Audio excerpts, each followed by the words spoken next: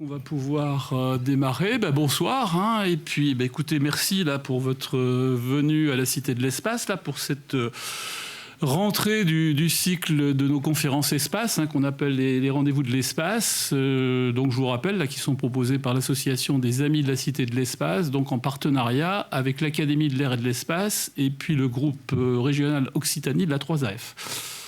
Donc merci aussi à la Cité de l'Espace de nous offrir un si bel environnement.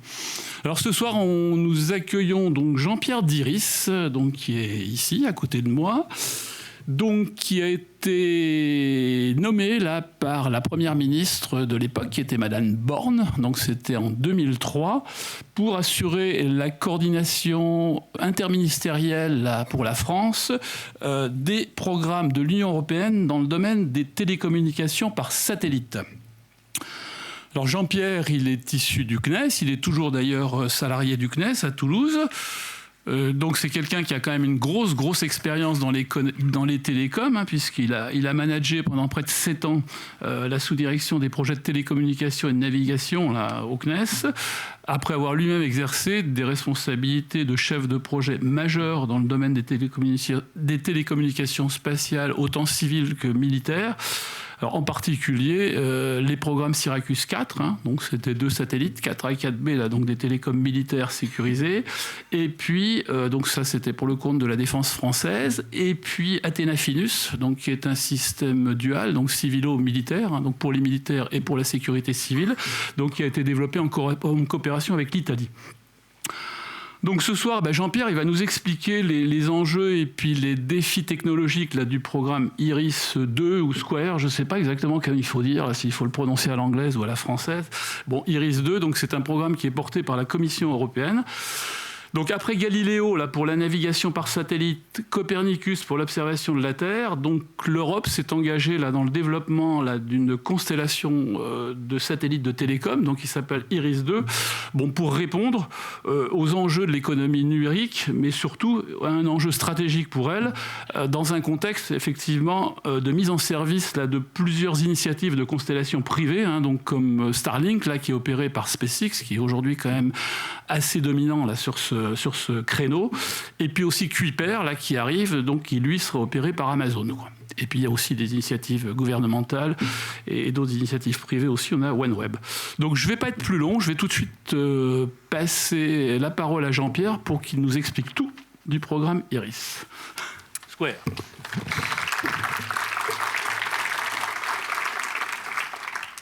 Alors merci Philippe, bonsoir à tous, merci d'être tous là. Je suis ravi qu'il y ait autant de monde. On va commencer par un petit film et après on rentrera dans plus de détails.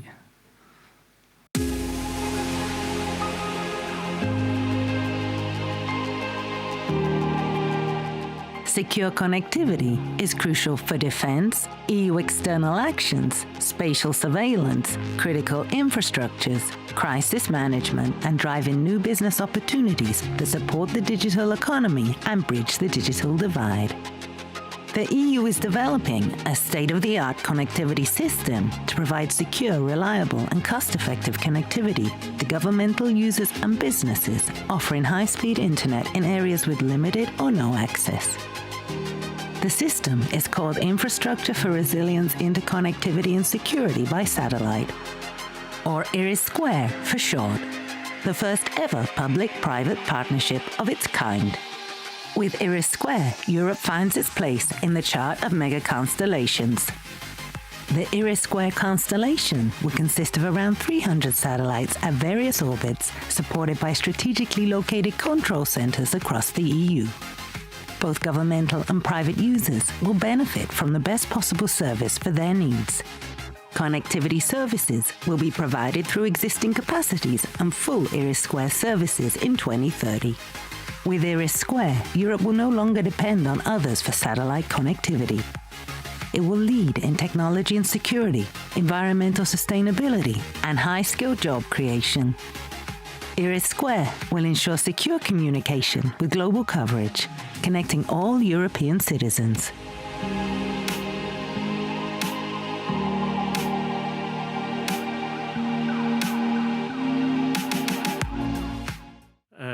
Bon, ben voilà, Voilà, le titre, Irisquare et GovSatcom. Irisquare, vous entendez parler, et GovSatcom, je vous expliquerai en 2 mots ce que c'est à la fin. Là, merci Philippe de ta présentation. Je suis très honoré d'avoir été nommé il y a 2 ans, en 2023, par la Première ministre. Et donc voilà, vous avez le logo de Iris Carré, en français, Iris Squared, en anglais, Squared 2, pas Square tout court. Donc infrastructure de résilience et d'interconnexion sécurisée par satellite.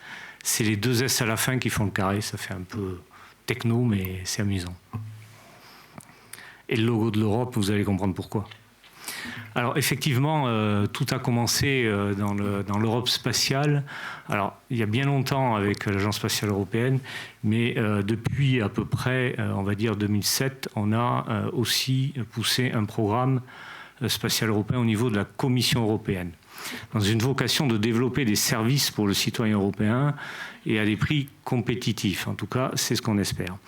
Donc on a démarré par un sujet que vous connaissez tous parce que vous l'avez tous dans votre smartphone.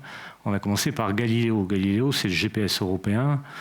Pour ceux qui ne savent pas, il y a 4 milliards d'utilisateurs au monde, c'est-à-dire la moitié de la population mondiale aujourd'hui dispose de Galileo dans son smartphone.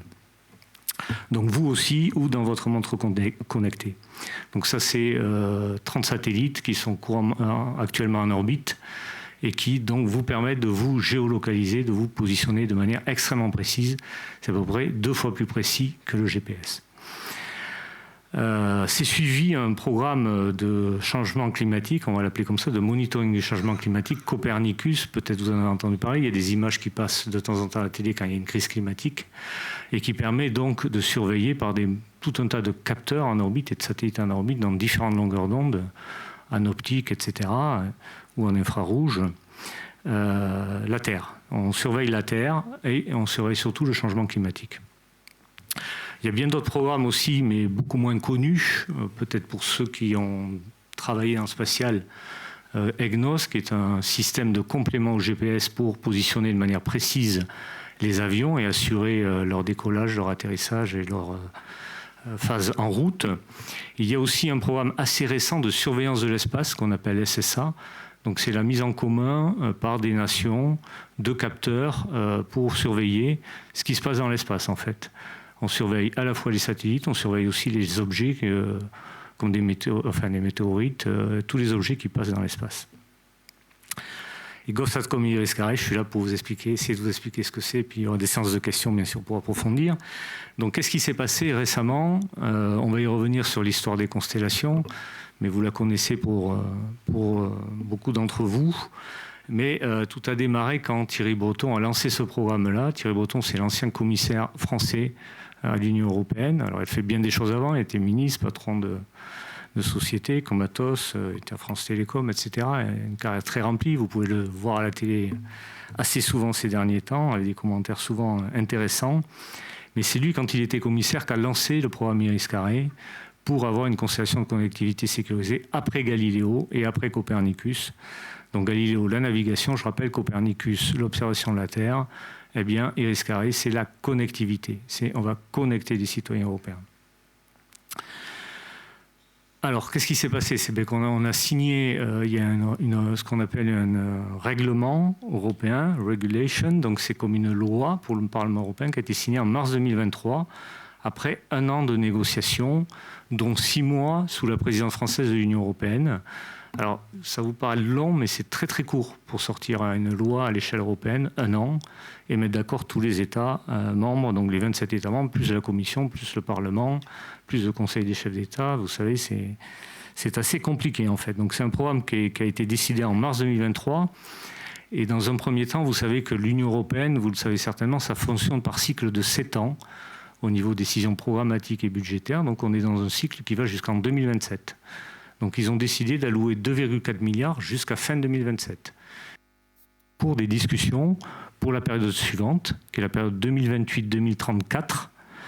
Et ces discussions que vous verrez rebondir dans le monde de tous les jours et dans les journaux certainement, parce que ce qui va se discuter dans les semaines, dans les mois ou les petites années qui viennent, eh bien, c'est la contribution des États membres à l'Union européenne, puisqu'on contribue de manière globale tous les 7 ans. à l'Union européenne, dont le budget pour la prochaine séquence 2028-2034 a été annoncé par la présidente von der Leyen à 2000 milliards d'euros sur 7 ans. Et donc chaque État membre contribue en proportion de son PIB. Et en plus, l'Union prévoit pour la prochaine période des recettes exceptionnelles. Donc vous verrez tout ça dans les journaux, c'est très intéressant. Avec les positions des États membres qui sont souvent différents. Il y en a qui sont frugaux, qui ne veulent pas, et puis il y en a qui veulent bien contribuer. Et puis on contribue de manière globale, donc il y a des priorités dans les politiques, entre l'agriculture, le spatial, le sanitaire, l'armement, qui va être une des grosses priorités à venir. Alors, Iris Carré, les enjeux, pour ceux qui ne savent pas encore, c'est de la connectivité sécurisée. Si je dois le résumer, c'est ça. Donc, il y a des cas d'usage. Là, on a quelques images en haut pour essayer d'expliquer à qui ça va servir, à quoi ça va servir. Donc, connecter de manière sécurisée des infrastructures clés, ça veut dire, par exemple, connecter des ambassades. Vous voyez, les ambassades, elles échangent des datas très, très sensibles. Et donc, il leur faut des connexions absolument sécurisées. Elles sont partout dans le monde. Les ambassades, la France, elle en a certainement à peu près plus de 200. Dans tous les pays européens, il y en a quelques centaines. Dans chaque pays, on est 27 pays. L'Union européenne elle-même a des ambassades. Elle en a 139. Donc, ça fait déjà quand même des petits milliers d'ambassades en Europe. C'est plein d'autres choses aussi. Ça peut être aussi dans le domaine entre le civil, qui est encore civil, c'est le domaine des centrales nucléaires qui ont besoin de connectivité et qu'elles assurent par des moyens qui sont souvent redondés, voire tripliqués. Donc un besoin de résilience de cette connectivité. Et le spatial est une des couches de résilience pour connecter les centrales nucléaires. Alors dans les autres cas d'usage, il y a la gestion de crise. Ça, c'est vraiment extrêmement important. Typiquement, la première crise dont on va pouvoir parler, c'est les crises militaires. C'est-à-dire quand nos armées sont déployées sur le champ de bataille, elles ont besoin de connectivité pour maintenir la paix, on va le dire comme ça, et faire des opérations à distance. Et donc le fait d'avoir une constellation en orbite basse, des petits terminaux de la latence très faible, ça va permettre de faire des opérations à distance. Des remote control operations. Ça, c'est vraiment très important parce qu'on rentre dans un monde où, de plus en plus, on aura des drones et on aura de l'interconnexion entre tous les véhicules militaires sur le champ de bataille. C'est une des clés pour la supériorité de demain. Donc, l'Europe et la France ne peuvent pas passer à côté de ça. Donc, les armées nous soutiennent énormément dans ce programme-là, évidemment. Nous avons aussi des exemples avec la gestion de crise climatique. Dès qu'il y a un cyclone quelque part, vous savez qu'en général, ou une inondation, ou un feu de forêt, tout ça c'est de plus en plus classique avec le changement climatique. Il y a intervention des services de secours, notamment de la sécurité civile, du ministère de l'Intérieur, et c'est vrai dans tous les pays européens, et ils ont besoin de moyens de connectivité à déployer sur le terrain en urgence, parce qu'évidemment là où ils vont, en pleine forêt quand ça brûle, en pleine campagne quand ça brûle. Vous avez bien vu les feux cet été dans l'Aude. Il y a eu le cyclone à Mayotte. Évidemment, les moyens de communication, soit ils n'existent pas parce qu'on est perdu, soit ils ont été endommagés et il faut en déployer des qui marchent tout de suite. Donc le satellite, pour ça, c'est idéal. Et donc, une constellation qui couvre le monde entier, comme on va le voir après, vous allez le comprendre, c'est vraiment le moyen idéal pour connecter aussi ces services-là. La surveillance, par exemple, c'est la surveillance des frontières. C'est que l'Europe est amenée à surveiller ses frontières de plus en plus. Il y a une agence qui fait ça, qui s'appelle Frontex. Elle a besoin de moyens de connectivité, de moyens d'observation, mais surtout de connectivité. Dès lors qu'on fait des images, que ce soit par des drones ou des avions, on a besoin de les renvoyer quelque part dans un centre qui les traite. Et pour ça, il faut la connectivité au débit. Et puis, il y a un volet, ça c'est tous les volets gouvernementaux, institutionnels. Il y a un volet commercial aussi à Iris Carré. Je vais y revenir, il y aura des chiffres, il y aura des explications un peu plus techniques. Mais en termes d'usage, ce qu'il faut comprendre, c'est qu'on va connecter de manière sécurisée aussi des entreprises. On ne va pas connecter comme Starlink le consommateur qui veut regarder Netflix, Prime Video, TikTok au fin fond de sa campagne, de sa montagne ou dans sa résidence secondaire. Ça, ce n'est pas un enjeu de souveraineté, ce n'est pas un enjeu de sécurité. On n'a pas cette ambition-là. Par contre, on va connecter tous ceux qui, dans le monde civil, commercial, ont besoin de sécurité et de protection. Donc on va connecter par exemple des entreprises fixes, ça peut être des réseaux, d'une banque, de n'importe quel type d'entreprise, ça peut être des entreprises mobiles, type des avions par exemple, qui ont besoin de sécurité, des trains qui ont besoin de sécurité, des bateaux, ça peut être des bus aussi, ça peut être des voitures, des camions. Voilà. Donc ça, c'est un business commercial, ça va être développé par des acteurs commerciaux qui vont vendre cette connectivité qui, elle aussi, fera l'objet de sécurité. Donc parmi tous les enjeux, ce qu'on va développer derrière, je vais essayer de vous l'expliquer plus avant, c'est une constellation multi-orbite, j'y reviendrai, vous comprendrez pourquoi, il y a plusieurs couches dans cette constellation, c'est important. C'est très important d'avoir en tête que ce qu'on cherche avec Iris-Claris, c'est la souveraineté. On cherche à faire notre constellation et avoir la souveraineté de nos usages. Pourquoi ? Parce que aujourd'hui, on pense qu'on peut être contesté sur des usages de connectivité dès lors qu'on utilise des constellations commerciales, notamment américaines et encore plus chinoises. Ça, je vais vous passer les détails. Pourquoi ? Parce qu'on a besoin de 2 caractéristiques pour la connectivité. C'est la protection des datas. Ce qu'on transmet, on veut que ce soit protégé. Ça ne tombe pas n'importe où, dans n'importe quelle main. Et la deuxième caractéristique dont on a besoin, c'est la continuité de service. On ne veut pas que ça s'arrête quand on en a besoin, et notamment quand c'est une période de crise.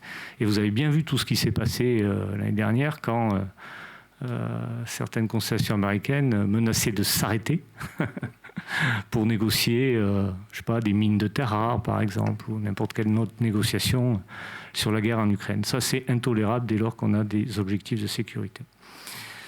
Donc il nous faut cette souveraineté. Et tant qu'à faire d'avoir cette souveraineté, ce qu'on dit en Europe, c'est qu'il faut travailler par subsidiarité. C'est-à-dire, comme on sait faire des satellites, des lanceurs, des terminaux, beaucoup d'entre vous ont contribué à ça dans leur carrière ou le font encore, on sait les faire, il n'y a pas de raison de les faire aux autres si on sait le faire. Donc on va le faire nous-mêmes. Et on va le faire de manière compétitive, ça je vais y revenir dessus, puisqu'il y a de l'investissement privé aussi, et quand bien même il y aurait des services gouvernementaux, il faut qu'ils soient soutenables par la puissance publique. Alors, troisième caractéristique qui est importante, c'est qu'on va faire du standard ouvert. On va adopter pour cette constellation le standard 5G. Donc, ça parle, j'espère, à tout le monde. C'est ce que vous avez pour la plupart sur vos smartphones. C'est un standard haut débit et c'est un standard terrestre.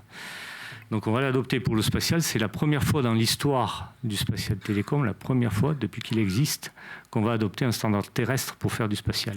Donc, ça va permettre une continuité sans couture. Sans couture, ça veut dire un roaming instantané entre une connectivité terrestre et une connectivité spatiale. C'est vraiment très important ce point-là. Standard ouvert, ça veut dire qu'en plus, tout le monde peut fabriquer des équipements et les adopter. On n'est pas dans un standard fermé comme c'est le cas des constellations privées, commerciales américaines ou chinoises. L'innovation, j'y reviendrai après, vous verrez. Et puis la dernière caractéristique qui est fondamentale, c'est la durabilité et le respect de l'environnement. On va faire quelques centaines de satellites. En fait, ce qu'il faut bien avoir en tête, c'est que les constellations commerciales comme Starlink ou Kuiper, elles visent des dizaines de millions d'abonnés, en fait. Parce qu'il y a des dizaines de millions, voire des centaines de millions de personnes qui n'ont pas de connectivité dans le monde. Donc, ils visent ça.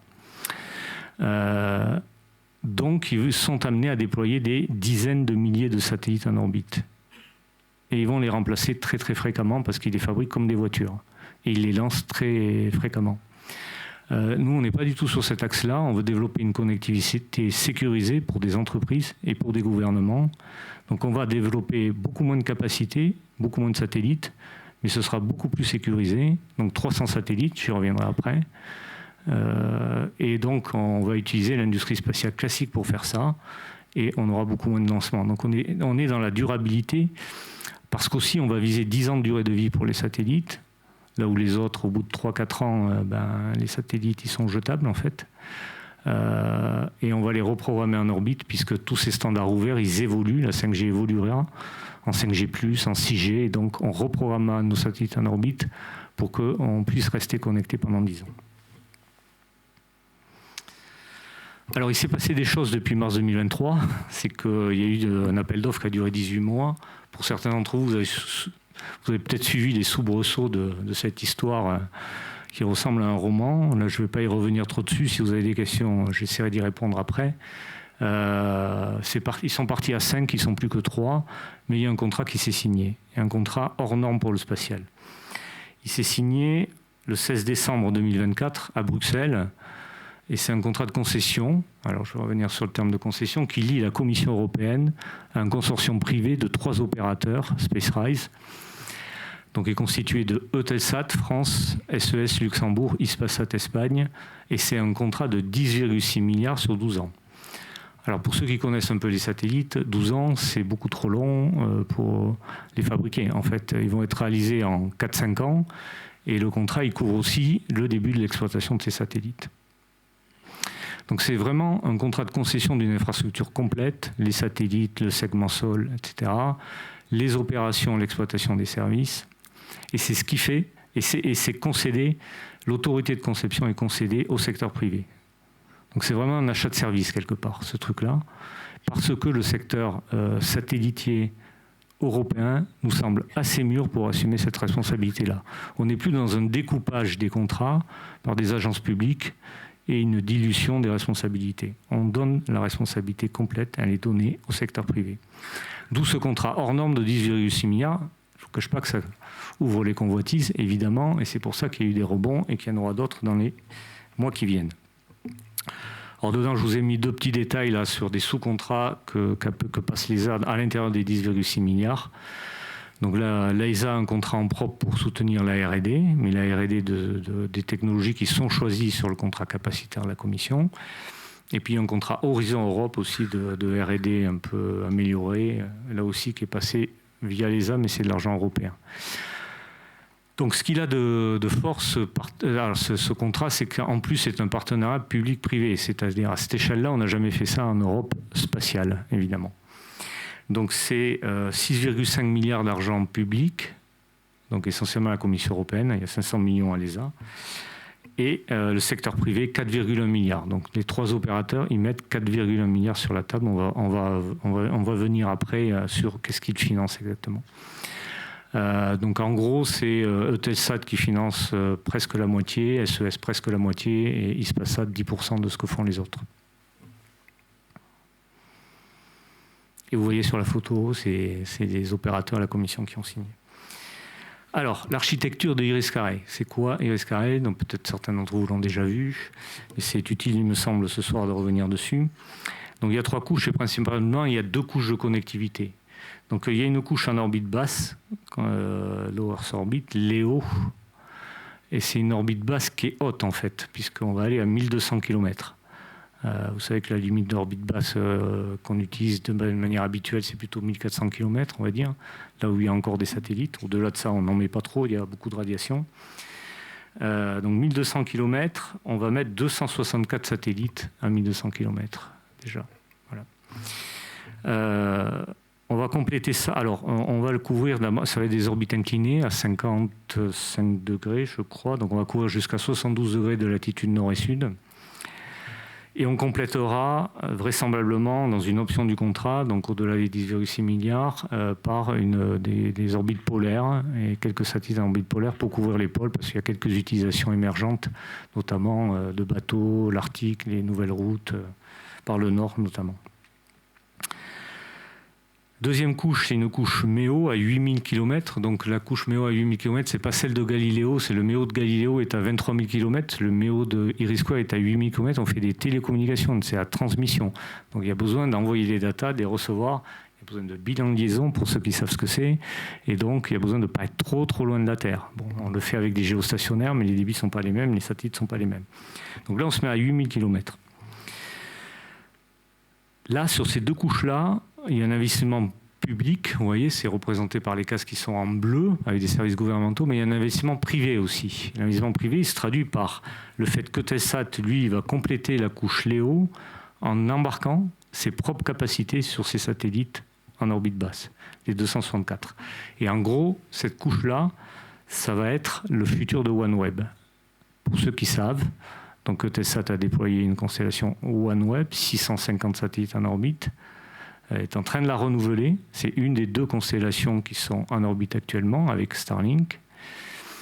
Et à terme, la nouvelle génération de OneWeb, ce sera Iris². Ce sera les charges utiles qui feront comme OneWeb, en plus innovant évidemment, puis sur la 5G, etc., sur les 264 satellites d'Iris². Et en plus, ils achèteront quelques satellites en propre en plus de ça. Pour la couche MEO, l'investisseur, c'est SES. Donc il met de l'argent parce que lui va embarquer des charges utiles qui sont celles qui sont en continuité avec son système O3B, Other 3 Billion. Il a actuellement une dizaine de satellites en orbite équatoriale et il veut compléter sa flotte par des orbites inclinées pour couvrir un peu plus haut en latitude. Et donc, c'est ces satellites-là, IRIS-CARE, qui vont porter aussi les enjeux commerciaux de SES en orbite MEO. Voilà. Hispasat investit plutôt a priori sur l'orbite LEO, mais de manière très parcellaire, on va dire. Enfin, il y aura une troisième couche, qui est une couche LEO, qui est une couche d'innovation dans laquelle il y aura entre 10 à 30 satellites. Et là, on va valider des nouvelles missions, des missions auxiliaires, des trucs innovants, du direct-to-device. Si vous voulez, on y reviendra après. C'est un sujet fort intéressant qui a rebondi ces derniers temps avec la vente des fréquences pour 17 milliards à Starlink par EchoStar. De l'Internet des objets, avec des sociétés même en France qui commencent à développer ça, comme Kineis. Et puis tout un tas de missions auxiliaires, innovantes, qui seraient développées, validées sur cette couche LEO, donc qui va faire appel au secteur New Space. Là où, vraisemblablement, quand même, les couches au-dessus, je vais y revenir, vont faire appel au secteur spatial traditionnel. En termes d'innovation, c'est important d'avoir en tête que pour faire de la 5G à bord, on va partir sur finalement, on va prendre des technologies du terrestre et on va les mettre en orbite. On va faire des tours 5G en orbite, en fait. Donc tous les technos aujourd'hui numériques des tours 5G, donc des processeurs numériques qui digitalisent tous les signaux, des antennes numériques qui distribuent des faisceaux de manière absolument très habile, très agile. Tout ça, on va l'embarquer et on va le mettre en orbite. Donc on va faire voler des technologies avec des composants qui sont à 7 nanos. Donc la taille minimale des transistors, c'est 7 nanomètres. Il faut voir que dans le spatial, pour l'instant, on a qualifié jusqu'à 28 nanos sur les satellites géostationnaires. Là, on va passer à 7 nanos. Donc c'est des technos qu'on va maîtriser dans quelques années, mais qu'on n'avait pas encore tout à fait, qui vont être designées en Europe et qui seront produites à Taïwan, à TSMC, pour un certain nombre d'entre elles.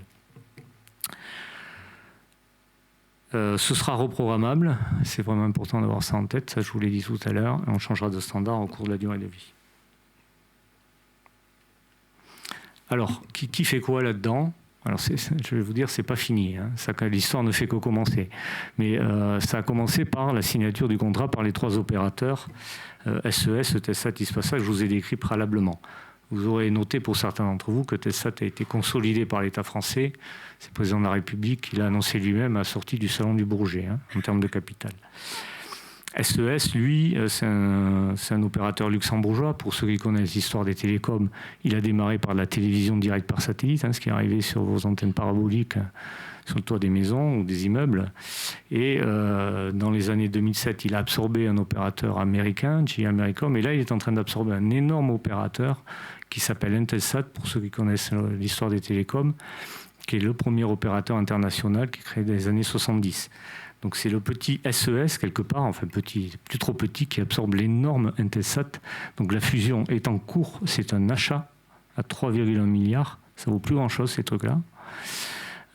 C'est un achat, est en cours, il va être tout sera consolidé dans les semaines et mois qui viennent. Les organisations transverses sont créées, donc ça veut dire que c'est fait, quoi.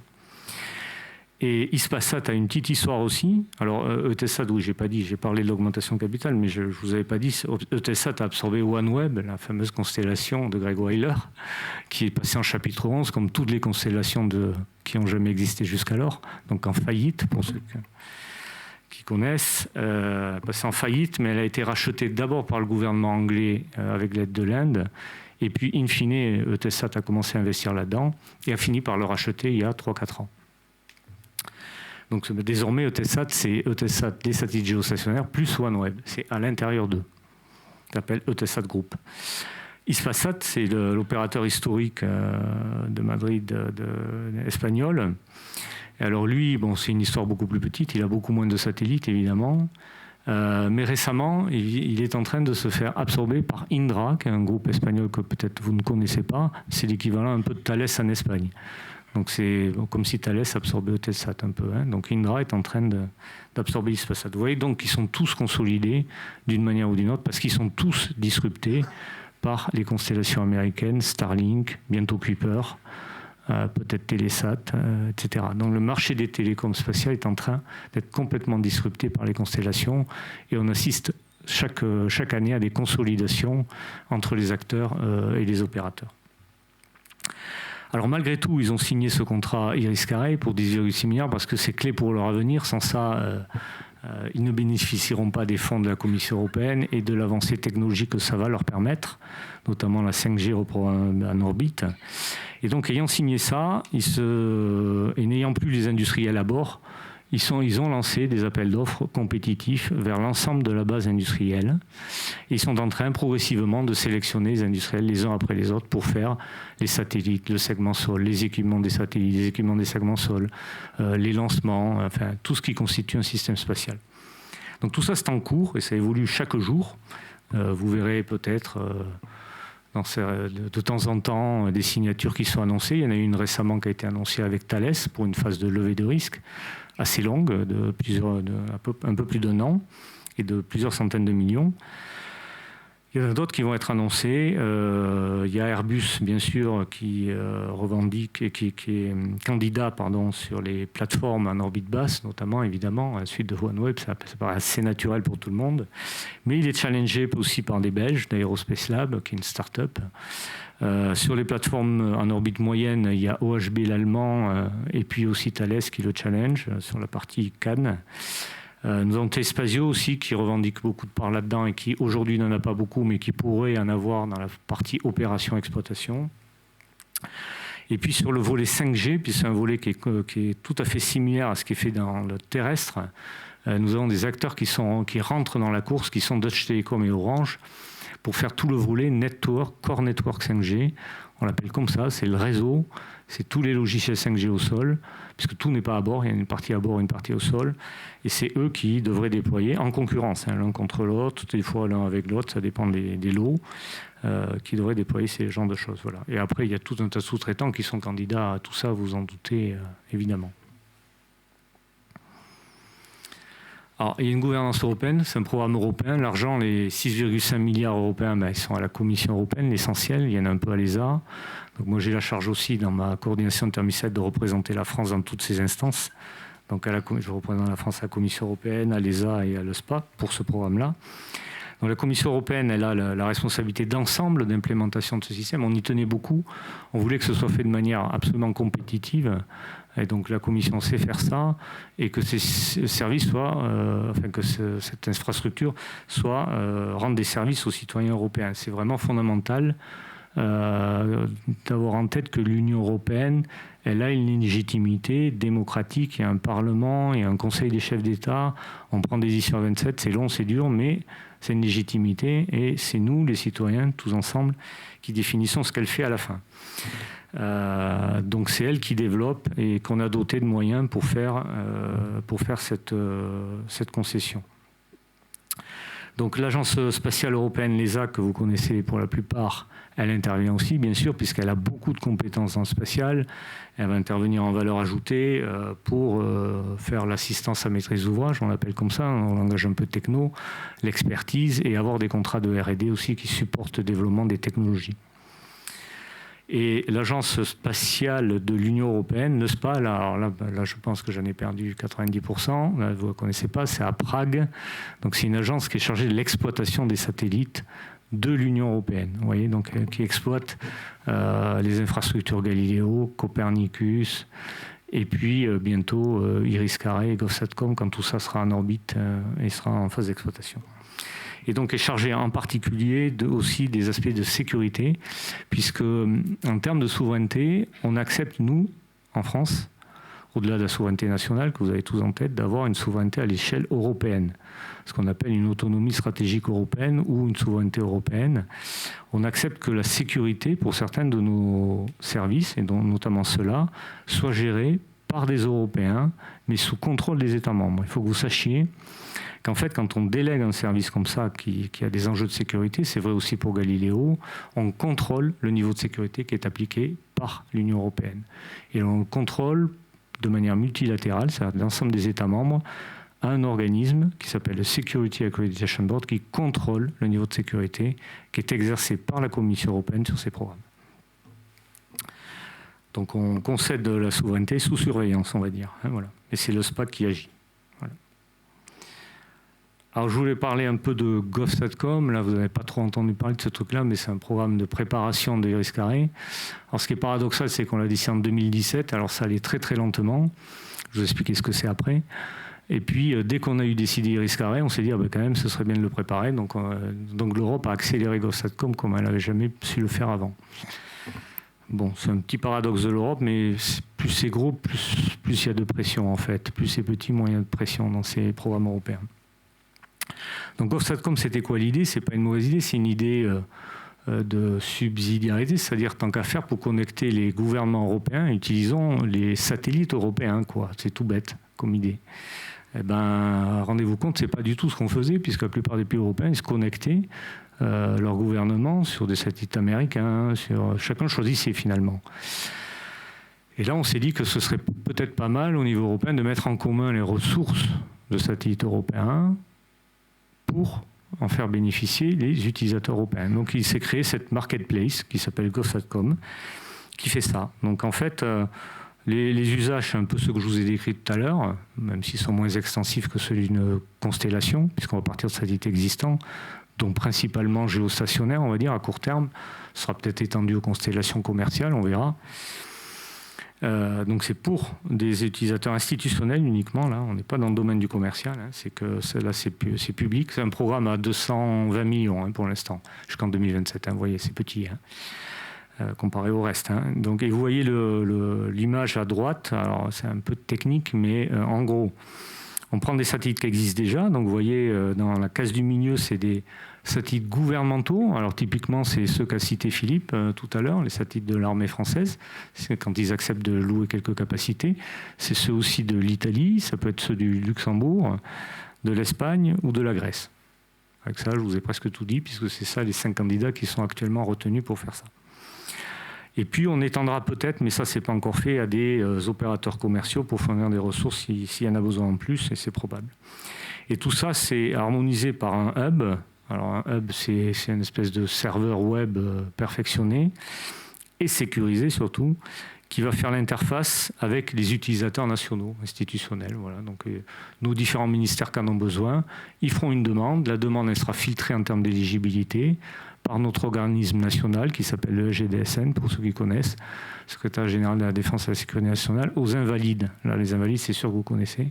C'est là où il y a le tambour de Napoléon. Donc, dessous, il y a le GDSN aussi. Il n'y a pas que Napoléon. Et puis voilà. Donc, c'est ça le petit programme GovSatcom qui devrait démarrer un peu plus tôt. En tout cas, on l'espère. Alors, je vous ai mis le planning intentionnel de tout ça, parce qu'il faut bien parler de date à un moment ou à un autre. Donc, pour GovSatcom, on va commencer, c'est en bas. Donc, on espère démarrer des services initiaux à la fin de cette année, début d'année prochaine. Il y a toujours un peu de retard par rapport au planning que nous distribue la Commission européenne. Et puis, des services finaux qui seraient à partir de 2028. Voilà. Et après, il y aura, évidemment, dès que Iris-Carré existera, il y aura un partage de rôle entre GovSatcom et Iris-Carré, évidemment, parce que la constellation de connectivité va amener des centaines de gigabits en orbite, là où GovSatcom en fournira beaucoup moins. Donc, on verra la complémentarité entre les deux en temps utile. Alors, pour Iris-Carré, on est dans la phase de design cette année, là, en 2025, qui va certainement perdurer jusqu'à la fin de l'année au moins. Alors c'est un design très approfondi, hein. Il y a aussi des tests technologiques, on développe des modèles pour qualifier les technos numériques notamment qui sont très à risque. Et on espère le démarrage de la phase de développement l'année prochaine, entre le deuxième trimestre, autour du deuxième trimestre de l'année prochaine on va dire. 3 ans de développement, les premiers lancements mi-2029, le déploiement qui va durer à peu près un peu plus d'1 an pour déployer les satellites LEO et les satellites MEO, et le début des services fin 2030, et des services vraiment opérationnels avec les 300 satellites début 2031. Voilà, c'est ça nos échéances. C'est un peu long, mais pour bénéficier de cette 5G, de ces techno 7 nano en orbite extrêmement puissantes, d'être à l'état de l'art au niveau mondial, il faut ce temps-là. C'est un temps de rattrapage. Les Américains sont allés très vite, ils ont été subventionnés très fortement par leur ministère de la Défense, par tout un tas de trucs. Et ils sont allés très très vite, beaucoup plus vite que nous. Moi, ça c'est un peu toute l'histoire du spatial. Hein. Et donc nous, on est un peu derrière, mais on va essayer de faire bien, de faire un peu différemment. et puis d'être prêt pour nos citoyens et nos usages en 2030. Alors, je vous ai mis une petite plaquette avec des chiffres que je vous ai déjà cités pour certains d'entre eux, mais pas tous. C'est pour voir si vous avez tout retenu ou pas. Alors, 2 objectifs européens, ça vous l'avez compris, la connectivité sécurisée et un système et la souveraineté. Un programme à 2 volets, donc un partenariat public-privé, 6,5 milliards plus 4,1. Alors, ça a été résumé à 11 milliards parce que ça rentrait mieux dans la planche. Mais nul doute que quand les coûts seront révisés, ça sera peut-être 11 milliards. Donc, il ne faut pas s'arrêter sur ces petits détails. À peu près 300 satellites. Ce que je ne vous ai pas dit encore, c'est qu'il y a 3 centres de contrôle. Donc ça a été un appel d'offres, c'est assez original, mené par la Commission européenne, qui a demandé aux États membres qui voulait accueillir un centre de contrôle, et celui qui voulait l'accueillir devait le payer. Ça, c'est une mise aux enchères qui est assez originale, qui a un peu de sens, parce que finalement, l'Union européenne, c'est pas le Vatican, ils n'ont pas de territoire propre, donc il faut bien qu'ils s'installent quelque part. Mais en fait, c'est les États membres qui payent le bâtiment. Donc on a été 3 à être sélectionnés, parce qu'il y a quand même eu une course dans cette mise aux enchères. Il y en avait 5 au départ et 3 sélectionnés. Donc la France, à Toulouse. Donc il y aura un centre de contrôle à Toulouse. C'est un centre de contrôle extensif, ça contrôle tout. Ça contrôle les satellites, la mission, le réseau, les services. Donc c'est un centre assez gros, 4000 m² à peu près, 100 personnes en staff permanent, etc. Donc c'est quand même assez puissant. Donc un en France à Toulouse, un en Italie à Fucino, donc c'est dans les, on va dire, c'est dans les montagnes à l'est de Rome. Et un au Luxembourg, dans une ville qui s'appelle Bettembourg, et c'est pas du tout à l'endroit où SES, mais c'est quand même au Luxembourg. Voilà. Pour l'instant, on est à 13 lancements. Vous voyez, c'est pas beaucoup 13 lancements. Vous voyez que Starlink, chaque année, il en fait au moins 50. Et donc là, ce sera 13 en tout. Donc 10 pour les satellites Léo, 3 pour les satellites MEO. Vous voyez, c'est raisonnable, c'est durable.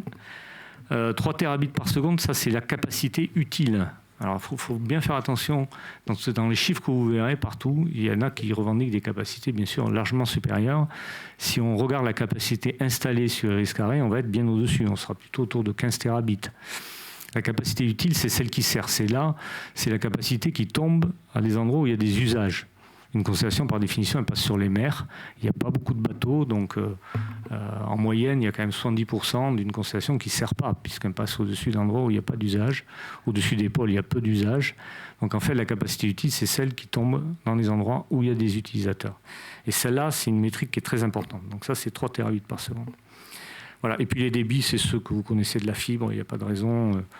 Ça peut être 250 mégabits par seconde ou plus. C'est comme la fibre optique en fait par satellite, et évidemment avec une très faible latence. Donc la latence, c'est le temps de transit du signal qui en orbite basse à 1200 km est très faible. Ça va être quelques petites dizaines de millisecondes. Donc c'est la même expérience que la fibre optique en fait. Là où le géostationnaire, lui, c'était 500, 800 millisecondes, c'est presque une seconde. Donc ça veut dire que toutes les applications ne sont pas tout à fait temps réel, on va dire. Il y a un petit décalage si on fait des visios, des choses comme ça. Là, avec le Léo, on est en expérience fibre. C'est de la fibre en orbite, en fait, tout bêtement. Quelque chose que je ne vous ai pas dit aussi, c'est la sécurité. C'est comment on fait la sécurité là-dessus. Là, il n'y a pas de schéma là-dessus, mais tous les satellites vont être reliés entre eux par des liens laser. Donc, c'est ce qu'on appelle des Optical Intersatellite Link. Donc, c'est des liens entre les satellites optiques. Donc tout le trafic va être routé en l'air. C'est des autoroutes en l'air de connectivité. Donc ça veut dire que quand vous vous connectez à Iris Carré, votre trafic il est routé en orbite, il redescend dans 5 points sécurisés en Europe. Et ces points-là, ils sont protégés, évidemment, et sécurisés. Donc ça veut dire que tout le trafic il est protégé du départ à la fin. Ça n'a rien à voir avec les constellations commerciales américaines, ça n'a rien à voir avec ce que vous avez dans Internet, dont le trafic, 90% du trafic finit aux États-Unis, quand bien même il n'est pas coupé, dès lors qu'on décide de couper des câbles sous-marins. Donc là, on maîtrise ça. Pour aller couper le trafic d'Iris Square, il faudra intervenir en orbite et arriver à couper un lien laser. C'est vraiment pas facile pour ceux qui connaissent la technique. Ça, c'est le truc le plus significatif, et tout le reste, ce sera comme sur tous les systèmes protégés. Le commande contrôle des satellites sera très protégé, on ne pourra pas les capter, bien sûr, ils ne seront pas hijackés. Nous aurons de la 5G sécurisée, c'est-à-dire tout ce qui transitera sera crypté et la 5G sera sécurisée. Nous aurons des sites, les 3 sites, là, tous les sites, les 5 sites d'ancrage et les 3 sites où il y a du personnel pour opérer seront absolument sécurisés, les personnels européens, certifiés, etc. Tout sera cyber, tout le segment sol sera cyber protégé au plus haut niveau. Et puis, la dernière caractéristique, c'est qu'on surveillera l'espace, et d'ailleurs, on surveillera autour des satellites pour être bien sûr qu'il ne se passe rien là-haut, puisqu'il s'est déjà passé des petites choses dans le passé.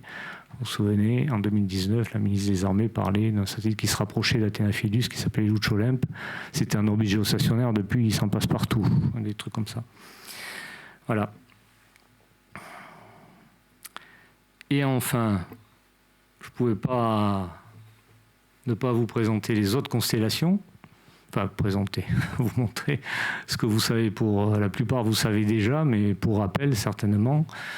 Mais bien sûr, la plus connue de toutes, c'est Starlink. Hein. Donc, les chiffres, je ne sais même pas s'ils sont à jour, certainement, il faut l'espérer. Donc, des satellites, ils en ont lancé presque 10 000, pas tout à fait. Il y en a 8 000 qui sont opérationnels, c'est considérable. Mais ils ne vont pas s'arrêter là. Ce qui est visé, c'est 40 000. Ils sont relativement bas, ils sont autour de 500 km, donc ces orbites que j'appelle auto-nettoyantes, c'est-à-dire qu'au bout d'un moment, au bout de quelques années, 5-10 ans, selon leur taille, les satellites descendent tout seuls en fait si on ne les contrôle pas. Mais si on les contrôle, ils peuvent rester plus longtemps. Hein. Voilà, donc si jamais ils tombent en panne, ils descendent tout seuls, ils se crament dans l'atmosphère. Alors ça, c'est pratique pour Starlink parce qu'ils font les satellites, comme je vous l'expliquais tout à l'heure, avec des technos automotives. C'est-à-dire des technos qui ne sont pas très fiables, en fait. Et donc, ils avaient d'ailleurs, en première génération, ils avaient 400 satellites en panne. 400. C'est beaucoup, 400. Bon, évidemment, quand on en lance 8000 et qui ne coûtent pas cher, ça vaut le coup d'en avoir, c'est peu importe d'en avoir 400 en panne, pourvu qu'ils redescendent. L'important, c'est que ça ne coûte pas cher globalement. Et puis ils les lancent à pas cher, puisque comme vous le savez, ils ont ce fabuleux lanceur Falcon 9 qui est réutilisable. Voilà. Donc il y a OneWeb, je vous l'ai décrit tout à l'heure, c'est 650, on peut être assez fier de ça, c'est quand même une conception chez Airbus à Toulouse, c'est français la conception. Il y a eu une fabrication qui s'est faite aux États-Unis pour des raisons, parce qu'à l'époque il y avait des capitaux américains. La fabrication des OneWeb vient d'être rapatriée à Toulouse, donc j'ai eu l'opportunité de la visiter pas plus tard que cet après-midi. Donc désormais les prochains OneWeb, ceux qui vont remplacer ceux qui sont en orbite, et il y en a 440 de commandés, ils vont être faits à Toulouse désormais, donc ils seront faits en France, designés en France. Voilà, donc ça c'est vraiment important. Donc ces satellites plus petits sont d'une génération plus ancienne, ils ne sont pas avec les technos d'Iris Carré, c'est des charges utiles analogiques, c'est des antennes qui ne sont pas reconfigurables en orbite, mais ça fonctionne et ça fait de la connectivité au débit. Ces satellites de 150 kg, hein, ils sont plus petits que ceux dont on vous parle là. Les Starlink, la génération 2 est à 800 kg, et je ne vous l'ai pas dit pour Iris Carré, ce qu'on vise c'est un peu moins d'une tonne, autour de 800-900 kg. En orbite Léo, en orbite Méo, ça doit être 2 tonnes, 2 tonnes 5. Et désormais, il y a un nouvel entrant, façon de parler, c'est Kuiper, c'est Amazon, c'est le groupe Amazon, qui veut sa propre constellation, qui veut lancer 3200 satellites pour commencer. Ils en ont à peu près 100 en orbite, ils ont fait 4 lancements. Et il faut qu'ils enchaînent, puisque mi-2026, il faut qu'ils aient déployé la moitié de la constellation s'ils veulent garder leurs droits d'usage fréquentiel. Eux aussi seront relativement bas, sont à peu près la même taille que les Starlink et bientôt Iris Carré, 600 kg. Ils sont probablement encore plus menaçants pour nos usages que Starlink, parce qu'ils intègrent, eux, tout un tas de dispositifs au-delà de la connectivité spatiale, c'est-à-dire ils intègrent les applicatifs. Ils sont verticalisés jusqu'à l'application. Alors vous le savez tous, évidemment, il y a le commerce en ligne, donc on peut le faire. Voilà. Il y a Prime Video, il y a la musique, ça c'est pour le business to consumer. Pour ce qui concerne le business to business, ils ont le cloud sécurisé, dans lequel beaucoup d'entreprises, peut-être les vôtres quand vous travaillez, sont sécurisées par AWS. Donc ils peuvent vous connecter directement sur leur constellation Kuiper. Donc ils ont beaucoup d'arguments et ils verticalisent beaucoup de choses. Par contre, ça leur coûte plus cher parce qu'ils n'ont pas le lanceur réutilisable. Le New Glenn a fonctionné une fois, mais pas la réutilisation. Ça marchera un jour, mais ils n'ont pas encore, donc ils payent relativement cher leur lanceur. Ils en ont acheté d'ailleurs 18 à Ariane. Il y a 18 Ariane 6 qui vont partir avec des satellites Kuiper. Et puis enfin, il y a Télésat. Voilà, c'est peut-être un peu moins connu, à part pour certains. C'est une constellation canadienne qui a un peu de mal à voir le bout, mais qui est quand même en avance sur les carrés, puisqu'ils sont en train de fabriquer les satellites, mais ils ont un peu de mal à faire le tour de table financier et aller jusqu'au bout du développement. Mais néanmoins, elle est prévue pour dans peu de temps. Voilà. Et puis, il y a ce que je ne vous ai pas marqué, c'est les constellations chinoises, parce qu'on n'a pas beaucoup d'informations dessus, mais il y en a deux. Il y a une constellation gouvernementale qui s'appelle Guowang, qui est faite par Pékin en bande militaire, avec l'intention de déployer 15 000 satellites en orbite. Et puis il y a une constellation commerciale en bande KU, qui est faite à Shanghai, enfin commerciale, si on peut parler de commerciale en Chine. Et là aussi qui prévoit 15 000 satellites. Donc les Chinois eux seuls, ils font comme les Américains, ils prévoient 2 constellations de 15 000 satellites. Et c'est pas juste du papier, ils ont déjà envoyé quelques dizaines de satellites en orbite, les uns ou les autres, pour tester tout ça. Voilà, je vais vous épargner la lettre de mission que j'ai reçue de la Première ministre, parce que je pense que vous en fichez un peu. Et je vous remercie pour votre attention.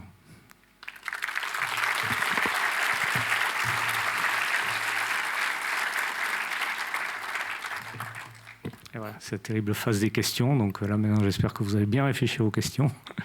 Je suis là pour vous y répondre et n'hésitez pas, toutes les questions sont valides. Bon, merci Jean-Pierre pour ton exposé qui était extrêmement clair et précis, mais bon, fidèle à ton personnage. Donc les questions, moi ce que je vous propose là, c'est de bien lever la main pour qu'on puisse vous identifier, vous passer un micro, et puis quand vous posez la question, merci de vous lever, comme ça Jean-Pierre pourra vous identifier dans la salle, là, parce que le fond est un peu sombre. Donc voilà, place aux questions.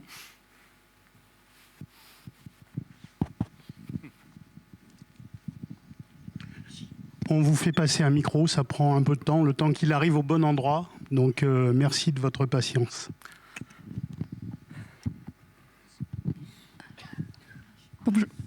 Bonjour. Ah, oui. Vous avez parlé Optical Satellite Link, qui sera utilisé pour Iris Square. Est-ce que cette technologie existe actuellement ou c'est à développer en tout cas dans le futur? Oui, merci pour la question. Oui, les liens intersatellites optiques, c'est une technologie qui existe, notamment en Europe. Le fabricant qui est le plus avancé, c'est un fabricant allemand, qui est dans le groupe Airbus en fait. Il s'appelle Tesat, pour ceux qui connaissent, mais c'est un groupe Airbus. Et ça fabrique des liens laser intersatellites et ça en vend même aux États-Unis. Donc, ils sont qualifiés en orbite et c'est peut-être les plus avancés en Europe actuellement. Il y a aussi une branche en Suisse qui est possédée par le groupe Thales en fait, mais avec une partie en Suisse, qui en fabrique aussi, qui est très avancée. Il y en a aussi en Europe, il y a des nouveaux entrants et notamment en France. Le programme France 2030 est en train de soutenir un nouvel entrant là-dedans qui s'appelle OLEDCom, qui veut fabriquer aussi des liens intersatellites, mais beaucoup moins chers que les autres. Mais par contre, il part de beaucoup plus loin. Voilà. C'est ce qu'on a en Europe. Et après, dans le monde, en fait, je pense qu'il y en a d'autres, mais il y a surtout Starlink qui essaie de développer ses propres liens intersatellites parce qu'il verticalise tout. Et puis, on avait aussi en Europe, oui, j'ai oublié d'en parler, Mynaric, qui était une compagnie allemande, qui est partie d'une start-up quand même, elle n'est pas dans un grand groupe, mais qui est en voie de se faire acheter ou pas par Rocket Lab, qui est une entreprise américaine. Donc on verra, on suivra ça de près pour savoir s'ils sont in fine européens ou pas. Donc c'est des liens à 100 gigabits par seconde, pour que vous fassiez une petite idée de combien de trafic ça peut router. Bonsoir Jean-Pierre, merci beaucoup pour ces détails. Tu le connais, j'ai posé la question qui fâche un petit peu sur la participation égale ou non de tous les pays européens. On sait notamment, ça a été beaucoup diffusé dans les nouvelles, que l'Italie n'était pas sûre, voulait peut-être développer sa constellation, l'Allemagne en est encore plus proche, etc. Alors, est-ce que du coup, sur la participation publique de l'Europe, quelle est environ à part égale? Est-ce que c'est à part égale entre tous les membres ou il y en a qui contribueront beaucoup plus que d'autres? Alors, merci pour la question. Oui, c'est fondamental de se rendre compte de ça. Alors, la contribution financière, en fait, elle est globale, comme je vous l'ai expliqué, au programme global de l'Union européenne. C'est pas Iris Carré en particulier, c'est l'ensemble du programme. Ça couvre l'agriculture, la santé, l'armement, le spatial. Ça, c'est au prorata du PIB, du produit intérieur brut de chaque pays, versus le PIB de l'Europe. Donc, c'est un ratio. Donc, typiquement, l'Allemagne finance 23% de tout le programme européen. La France, c'est 17,5%, etc. Ces ratios-là, vous pouvez les retrouver sur Internet. C'est public. Et puis, si je me suis un peu trompé, vous l'actualiserez parce que ça évolue un peu chaque année comme le PIB évolue. Donc ça, c'est la participation financière. Il ne faut pas en déduire qu'un programme, il est financé à 23% par l'Allemagne. Il n'est pas financé à 23% par l'Allemagne. C'est qu'une moyenne sur les 1200 ou 2000 milliards selon les 7 ans passés ou les 7 ans à venir de l'Union européenne. C'est une moyenne. Il n'y a pas de retour géographique dans ces trucs-là. Donc à la limite, le programme, il serait 100% italien, 100% français, 100% allemand, ça ne poserait pas de problème pour eux qu'ils soient compétitifs.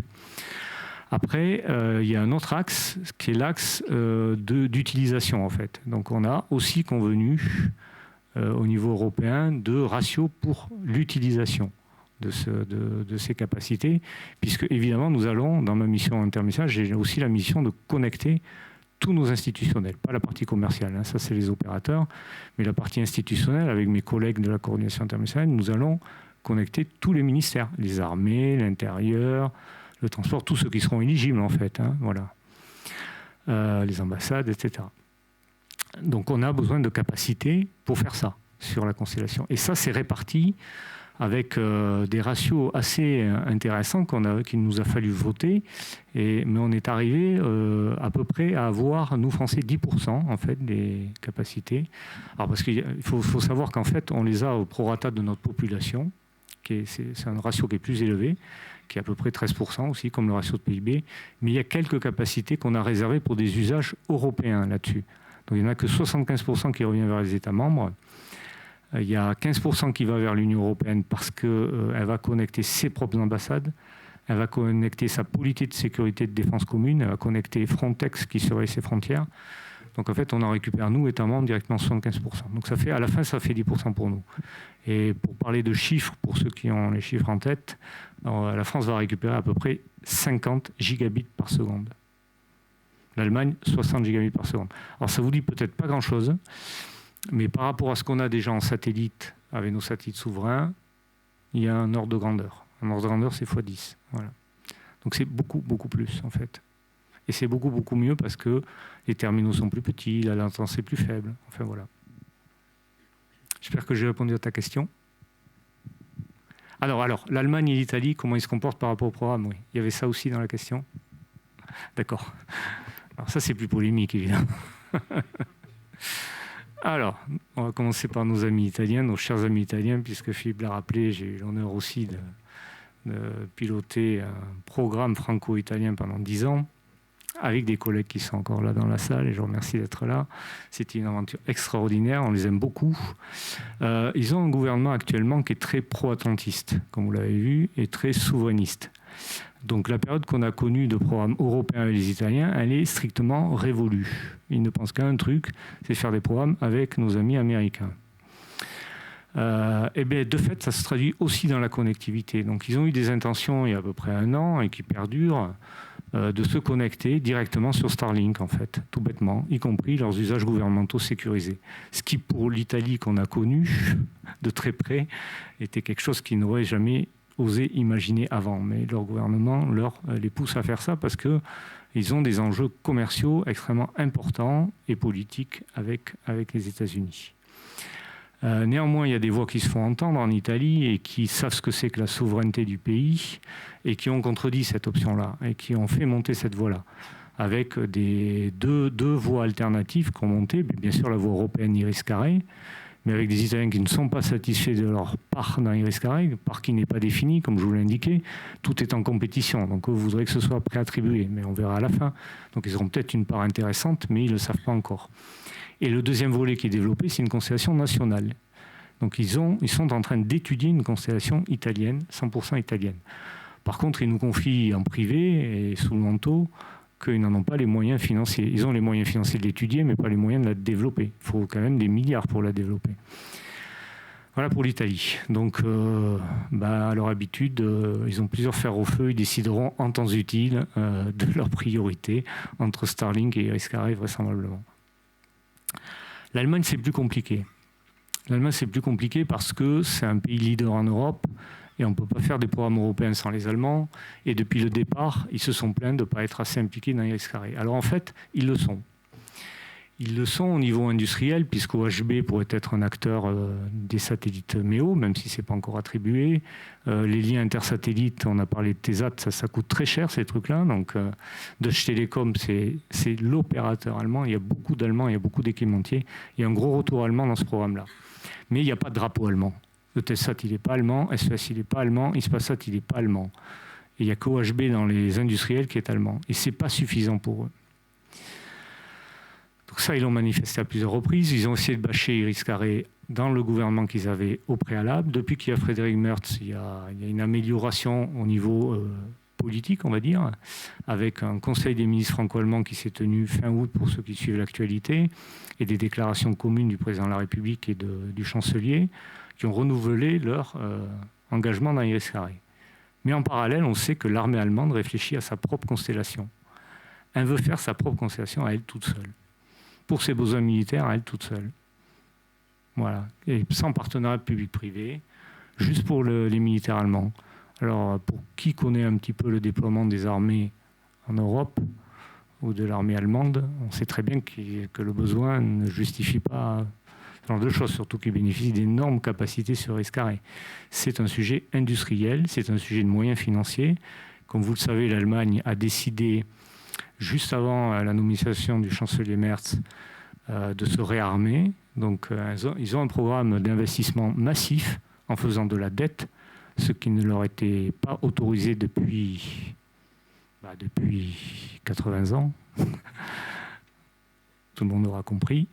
Donc, ils ont fini par décider ça, il y a 6 mois, de faire de la dette au-delà des 3% du critère de Maastricht. Et ils ont décidé d'un programme d'investissement de 1 Tera-euro. Donc 2 paquets de 500 milliards d'euros.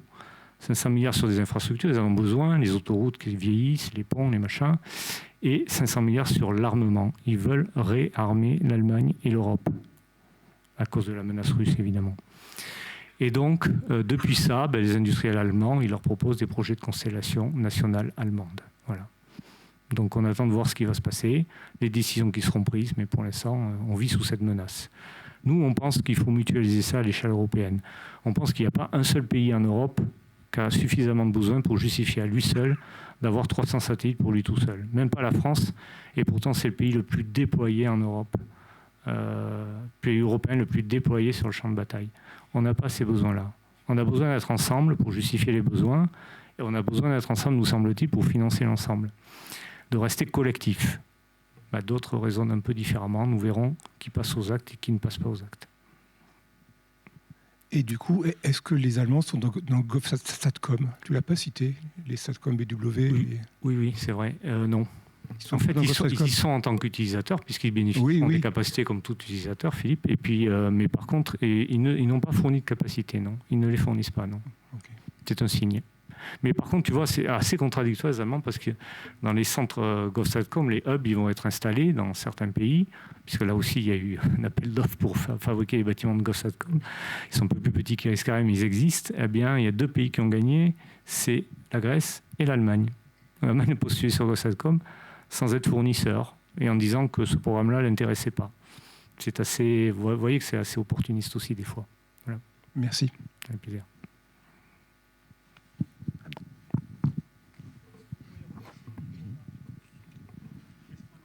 J'en profite, juste une petite question. Le nombre d'utilisateurs globaux sur Iris-Carré, on a une idée au final de ce que ça va être capable d'absorber? Je vous ai perdu de vue. Ah, c'est vous là. Oui. Oui. On a un ordre d'idée, oui, c'est une bonne question. Sur le volet commercial des grosses centaines de milliers, on passe, s'il est rempli, si c'est rempli, les 3 terabits par seconde. Enfin, on parle sur le volet commercial, il n'y en aura peut-être que 2,5, on va dire. À peu près 2,5 terabits sur le volet commercial et 500 gigabits sur le volet gouvernemental. Donc sur le volet gouvernemental, on parle de grosses dizaines de milliers, type 50 000 à 100 000. Sur le volet commercial, on parle de plusieurs centaines de milliers, un peu en dessous du million. Oui, c'est pas énorme. Hein. Voilà. Oui, question. Je suis là. Je vais me lever comme ça. Ah ben voilà, c'est mieux. Y a-t-il des liens avec l'OTAN, puisqu'il y a l'interopérabilité des armées dans l'OTAN, donc IRIS, comment ça se passe entre l'OTAN et IRIS? Excellente question. Donc l'OTAN, c'est la hard power et l'Union, c'est la soft power. Eh bien non, pour l'instant, il n'y en a pas. Donc on va discuter avec l'OTAN, évidemment. Il y a peut-être un sujet d'interopérabilité, il y a peut-être plein de sujets, mais pour l'instant, l'OTAN, les réflexions qui sont faites sur les constellations de l'OTAN, c'est très basé sur les concepts américains, qui reposent sur les constellations américaines, avec un peu de prudence. C'est notre ministère des Armées, bien sûr, qui traite ça. Donc on va rentrer dans ce sujet-là progressivement et avec prudence, on va dire, mais on le fera, oui. Mais pour l'instant, non. Oui, bonsoir. Vous nous avez expliqué qu'il y avait un enjeu de souveraineté auquel on cherchait à répondre avec Iris Carré. Mais vous avez cité aussi le fait qu'une des technos au cœur d'Iris Carré, ce serait une techno à 7 nanomètres qui devrait nous être fournie par TSMC. Est-ce que ça ne pose pas un problème d'enjeu justement géopolitique majeur si on est dépendant d'une technologie qui est faite à Taïwan, sujet de diverses tensions actuellement? Oui. Alors, il y a l'intégrité et la dépendance dans la question. L'intégrité, ça ne pose pas de problème. C'est-à-dire, en fait, on a des dispositifs pour développer ces technologies-là. Tout le design, il est fait en France, en fait, ou en Europe, on va dire, de manière large, puisqu'on aura essentiellement sur ces technos Thales et ST Microelectronics, qui est une boîte franco-italienne essentiellement. C'est eux qui font le design le plus détaillé. Donc en fait, toute l'intelligence, tout ce que font les composants, ça va être designé en Europe et maîtrisé et sécurisé. En fait, ce qui est délégué, c'est juste la fab. La fab sur un design qui est tout à fait protégé. Donc il n'y a pas de risque de backdoor ou de choses comme ça. Ça, c'est absolument maîtrisé en termes d'intégrité. Après, il y a le sujet de la dépendance. C'est-à-dire, si un jour Taïwan, c'est plus libre, c'est devenu autre chose, avec un gros drapeau rouge dessus, c'est un petit problème, en effet. Il faudra trouver une autre usine. Mais vous savez, il n'y aura pas qu'un problème pour Iris Carré. Hein. Je ne vais pas vous faire la liste, j'en serai peut-être pas même capable, mais on aura des problèmes sur beaucoup de trucs. Hein. À commencer par la 5G déjà. Les tours 5G, on ne saura plus les faire. Il y a énormément de trucs qu'on ne saura pas faire parce que dès qu'on descend dans la taille des transistors, notamment 7 nanos, puis bientôt 3 nanos, en fait, on n'a pas en Europe ces technos-là. On ne les a toujours pas aux États-Unis non plus. Donc il y a un pivot qui est exercé aux États-Unis qui essaie de récupérer une part de ces technos. En Europe aussi, on aimerait bien, mais on a du mal à récupérer ça. Et en tout cas, dans le temps, ça va prendre du temps de récupérer ces trucs-là, ou tout partie. Donc tout dépend quand c'est que ça arrive, le problème de dépendance. Voilà. S'il arrive demain, on est mal. Et on est mal sur beaucoup de trucs. Hein. Nos vies vont changer. Hein. Ok.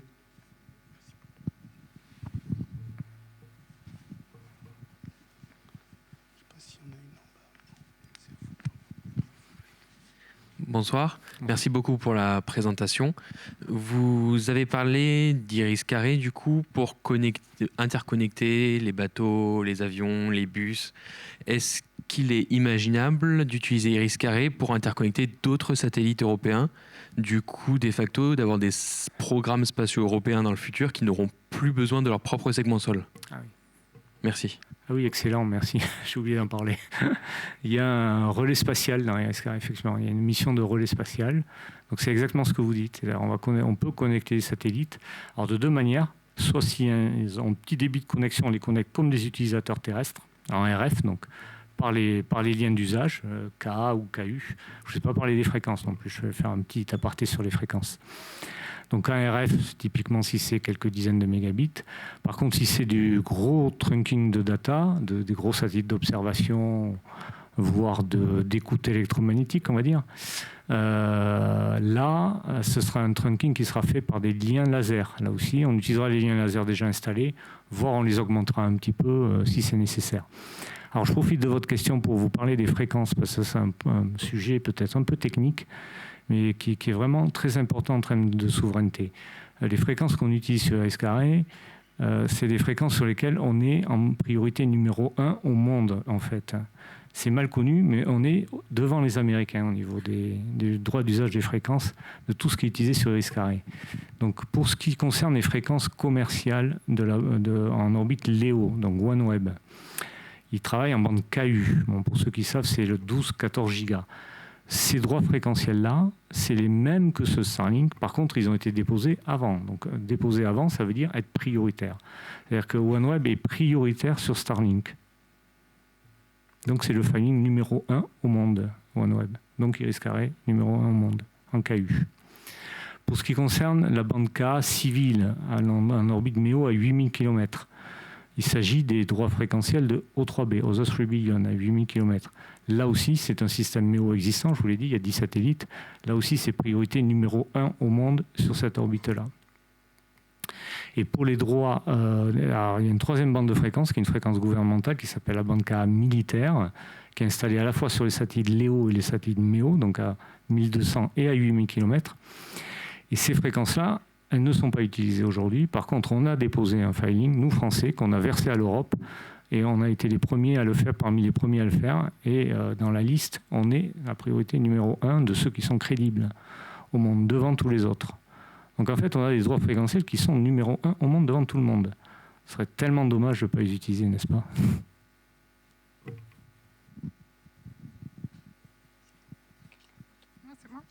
Oui, alors moi, c'est une question un peu plus d'ordre général, on va dire, sur le tableau là, de toutes les constellations. On réalise qu'il y en a vraiment beaucoup. Vous avez aussi cité 2 constellations chinoises qui apparemment ne sont pas très connues. Si demain d'autres pays décident de leur propre...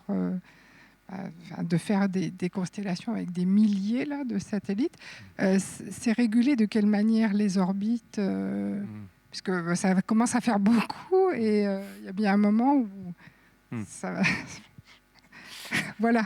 Alors oui, ça c'est un vrai sujet. La durabilité, la soutenabilité de l'espace, est-ce que ça fait beaucoup, est-ce que ça ne fait pas beaucoup ? Alors, tout est un peu vrai là-dedans. Ce qui est certain, c'est que des dizaines de milliers de satellites dans un espace qui est très grand, c'est pas beaucoup. Vous voyez, il y a beaucoup plus de voitures dans une petite ville qu'il n'y aura de satellites in fine dans l'espace. Bon, ceci dit, c'est pas manœuvrable comme des voitures, les satellites. Ça suit des espèces de rails qui sont appelés les orbites.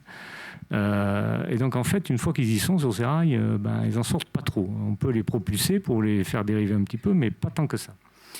Et donc, le problème qui se pose, c'est ils vont très très vite. Les voitures, ça ne va pas tellement vite, même s'il y a des accidents. Les satellites, ça va à 7 km par seconde en orbite basse. Et plus haut, ça va un peu moins vite, mais ça va à quelques kilomètres par seconde. C'est la vitesse d'une balle, de la balle d'un fusil. Donc, si jamais ça cogne quelque chose ou ça se cogne, ça crée une fragmentation, ça détruit. Et dès que vous créez des fragments, les fragments se multiplient de manière exponentielle. C'est que certains appellent le syndrome de Kessler. Et donc, à force d'avoir des déchets, vous n'avez que des déchets partout, donc vous ne pouvez plus mettre de satellites parce qu'il y a partout des déchets. Bon. Donc, il faut éviter ça. Donc, il faut gérer son trafic pour éviter ça. Donc, pour l'instant, c'est géré constellation par constellation. Il faut savoir que 300 satellites comme Iris Carré, c'est une gestion normale de satellites. On va les gérer, ils seront très très espacés. Il n'y a pas plus de risque à en lancer 300 qu'à en lancer 5 ou 10. C'est pas une problématique. Dès lors qu'on en lance des dizaines de milliers et que c'est des satellites qui ne sont pas très durables en fait, puisqu'ils sont faits avec des technoterrestres, donc ils peuvent tomber en panne. Je vous ai parlé de centaines de satellites en panne. Le sujet, en fait, les mettre très bas, ça permet qu'ils rentrent tout seuls dans l'atmosphère. Donc ça, c'est bon, ça se nettoie tout seul. Par contre, faut-il qu'ils soient rentrés dans l'atmosphère ? Si au préalable, ils se sont cognés entre eux parce qu'ils étaient en panne avant, ça, c'est un véritable problème. Donc, pour quelques centaines, petits milliers de satellites, ça peut encore passer si on les contrôle très bien. Mais des dizaines de milliers, on peut se douter que le risque augmente, qu'on ne contrôle plus bien les satellites et qu'ils se cognent entre eux et que ça fragmente tout et que ça pourrisse les orbites. Donc c'est ça le risque principal en fait, c'est le contrôle de ces satellites en orbite. Après, il y a des réglementations qui sont en place. Donc en France, il y a la loi sur les opérations spatiales qui est en place et on est en train de discuter, c'est un sujet d'actualité, d'une loi à l'échelle européenne. Ça s'appelle le Space Act. C'est une discussion qui est en cours pour une applicabilité en 2030 et qui étendrait des dispositifs assez proches de la loi spatiale française à l'échelle de tous les pays européens. Les Américains ont leur loi spatiale aussi, ils ont l'équivalent. Donc il y a beaucoup de pays au monde qui l'ont, mais pas tout le monde. Donc tout dépend de quelle nationalité est l'opérateur. Mais pour les Américains, c'est régulier. Pour les Chinois, Joker, je ne sais pas. De toute façon, ils font ce qu'ils veulent. Alors... voilà.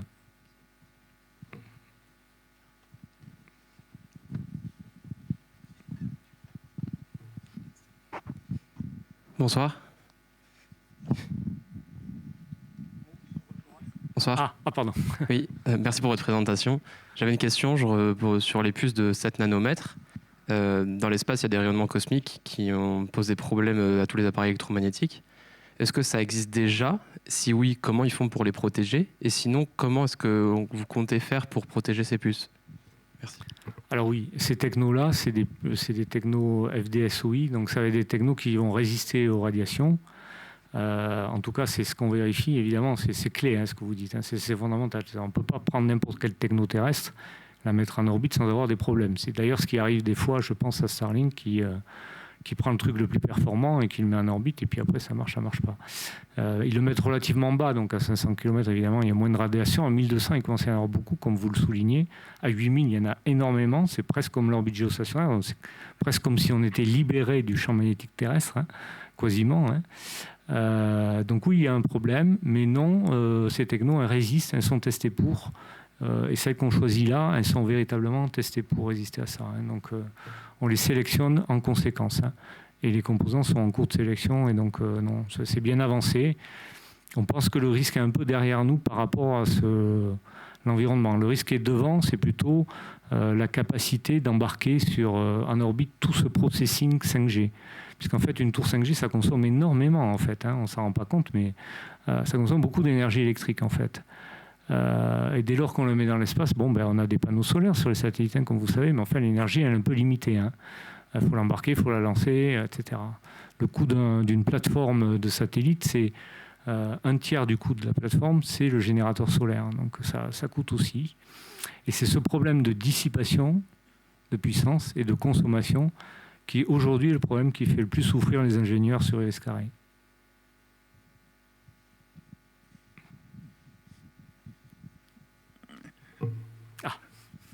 Oui. On a vu dans ta présentation qu'on en prenait pour 12 ans pour commencer, et il y aura sans doute une deuxième génération derrière, donc on va en prendre au moins pour 20 ans. Sur 20 ans, on peut penser qu'il y aura des évolutions industrielles significatives. Tu as déjà décrit celle des opérateurs. J'ai vu aujourd'hui que le fabricant français de puces de télécom était en cours de rachat par Qualcomm, l'américain. Je vois tous les jours dans le journal ou à la télé qu'il y a des discussions entre les fabricants de satellites pour qu'ils fusionnent. Comment on se protège ou comment on intègre les évolutions industrielles sur 20 ans, grosso modo? Merci Daniel, c'est une excellente question, et celui qui prétend avoir la réponse, je pense qu'il n'est pas né, parce qu'il va s'en passer des choses. Donc effectivement, il y a la consolidation industrielle aussi, ça s'appelle Bromo, c'est dans la presse, vous l'avez, on suit ça de près, évidemment. Entre Thales, Airbus et Leonardo, il y a la consolidation d'opérateurs, on en a parlé. Donc il y a des disparitions d'acteurs, évidemment, s'ils n'ont pas de marché européen. Donc tout ça, il va falloir être capable d'absorber tout ça. Là, le contrat, il est signé sur 12 ans, donc une fois que tu as développé ça, c'est 5 ans. Donc on peut espérer avoir une pérennité sur 5 ans, et puis après, il n'y a plus qu'à exploiter en orbite. De toute façon, les satellites, on ne les change pas. Comme tu sais, on ne change que le software. Mais la génération d'après, c'est-à-dire, elle dure 10 ans, les satellites. Elle arrivera, disons, admettons qu'on lance en 2029, 10 ans après, ça fait 2040. Donc en 2040, il faudra relancer des satellites de nouvelle génération. On sera au-delà de la 6G, on sera peut-être à 7G, la 8G, j'en sais rien. Les satellites, ce ne sera peut-être pas les mêmes fabricants, peut-être qu'il y aura des nouveaux entrants. Les opérateurs devraient savoir s'ils seront toujours là. Il y aura un nouvel appel d'offres, et ça recommencera. Voilà, on ne peut pas s'assurer que ce soit les mêmes acteurs qui, pour la génération 2040, donc il faudra lancer tout ça en 2035, quelque chose comme ça, peut-être un peu avant, ce soit les mêmes. Donc ce qu'on aura, c'est les mêmes besoins, c'est des besoins similaires, voire augmentés de connectivité sécurisée. Ça, certainement. Il n'y a pas de raison que ça diminue. Par contre, ceux qui feront, là, moi je ne parierais pas que ce seront les mêmes.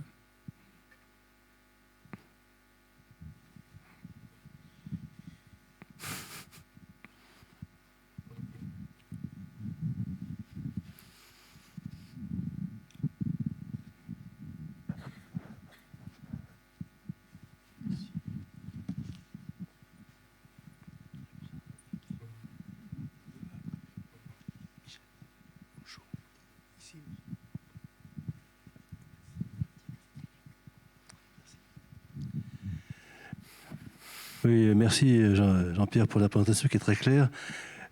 Au vu des planches, là, moi, ça me fait poser deux questions. Si j'ai bien compris, les satellites à 8000 et ceux à 1200 peuvent-ils être considérés comme un seul système ou pas dans l'architecture? Parce que celui d'en bas, la constellation de 8, 10, plus, etc. d'en bas, m'a l'air d'être tout à fait différente et pour autre chose. Il ne me semble pas être connecté avec le reste. Peut-être que je me trompe. Et deuxième question, c'est les terminaux. Là. Comment vous voyez les terminaux qui soient friendly au niveau de l'usage? Parce que si on compare OneWeb et puis Starlink, les terminaux, c'est quand même pas tout à fait la même chose. Hein. Voilà, merci. Merci Michel. Question fondamentale. Alors pour les deux couches, il y a le discours officiel, le discours officieux. Le discours officiel, c'est que c'est complémentaire, sinon l'Europe n'aurait pas besoin d'acheter les deux couches. Ça, c'est le discours officiel. La réalité de l'architecture, c'est que les deux couches sont assez indépendantes en fait. Elles se rejoignent dans le segment sol en fait. Il y a des centres de contrôle qui peuvent être... Les sites des centres de contrôle sont communs, les opérateurs pourraient être en partie communs, mais bon, c'est bénin, on va dire. Ce qui est commun, c'est plutôt les technologies embarquées. Donc là, ça se rejoint aussi. Mais la gestion de la connectivité, elle est indépendante.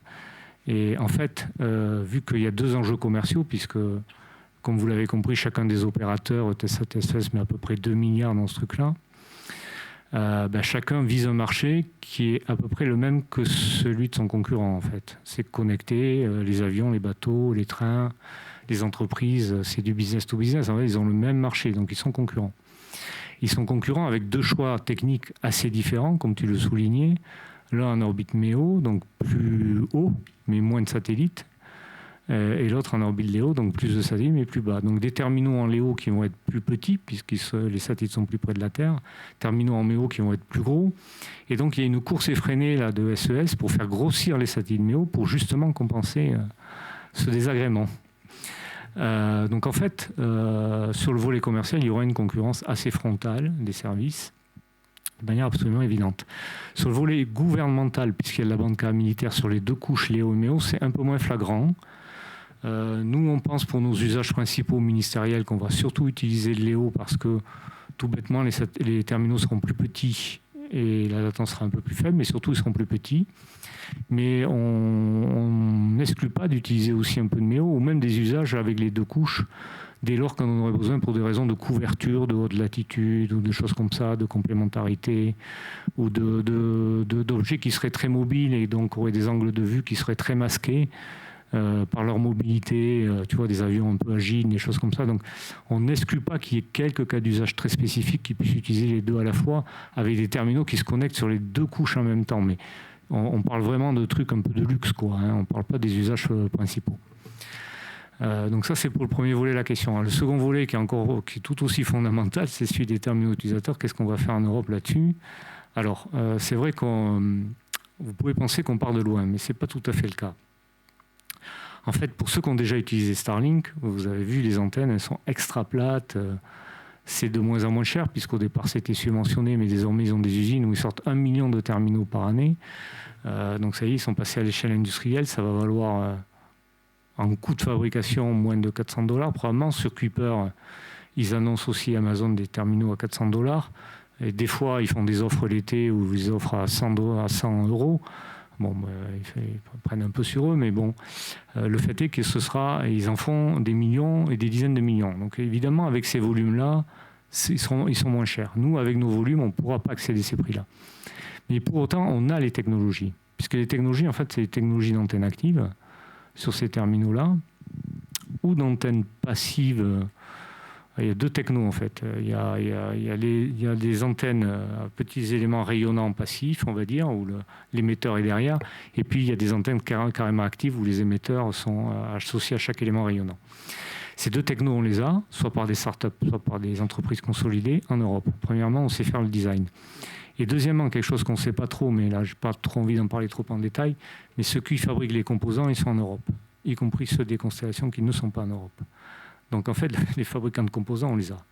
Donc on a l'essentiel. On a la partie la plus critique en Europe, c'est mal connu, mais c'est un point essentiel. On aurait tort de ne pas l'utiliser. Voilà. Donc tenant compte de tout ça, on est loin de l'avoir fait, comme tu le soulignes, mais on va le faire. Voilà. Donc on a des plans de développement à l'échelle nationale, européenne, et chaque nation a envie d'en faire pour développer les terminaux. Ce que je pense, c'est qu'on n'arrivera pas au coût de quelques centaines de dollars. Ce qu'on vise, nous, c'est des coûts de terminaux de quelques milliers d'euros, parce qu'on n'a pas le volume qui va bien, en fait. Ce n'est pas la techno qui nous manque, c'est le volume. Voilà.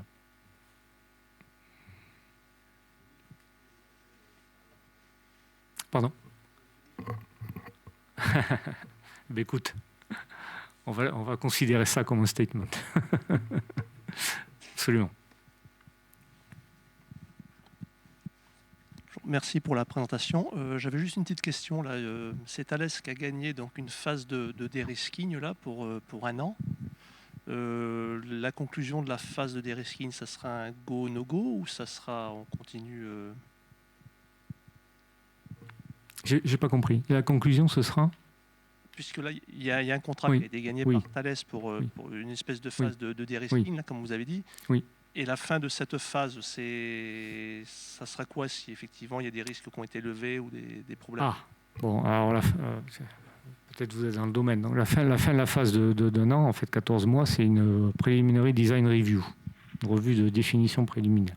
Donc on définit vraiment toute la charge utile, toutes les technos. Au préalable de ça, en début d'année prochaine, il y aura une revisite de tout le design, des coûts, des investissements, pour vérifier qu'on est toujours dans l'équation qui a été signée en décembre 2024. Il faut espérer que ce sera le cas. Hein. Les acteurs ont signé quelque chose d'engageant, mais par contre, la compétition est en cours, et puis c'est des volumes financiers très élevés. Et puis, c'est des technos qui ne sont pas encore tout à fait matures. Donc, bien sûr, on a des revisites régulières, et il y en aura une en début de l'année prochaine qui est extrêmement importante. Donc, en fait, la phase de Thales, elle se scène en deux parties. D'abord, un design qui est en cours et des premiers levées de risques qui sont en cours. Et puis, ça va mener jusqu'au début de l'année prochaine. On verra exactement les dates en temps utile. Et puis après, une poursuite jusqu'à une revue de design préliminaire et après une fabrication des satellites qui devrait intervenir courant de l'année 2026. Enfin, le démarrage de la réalisation, par les équipements évidemment.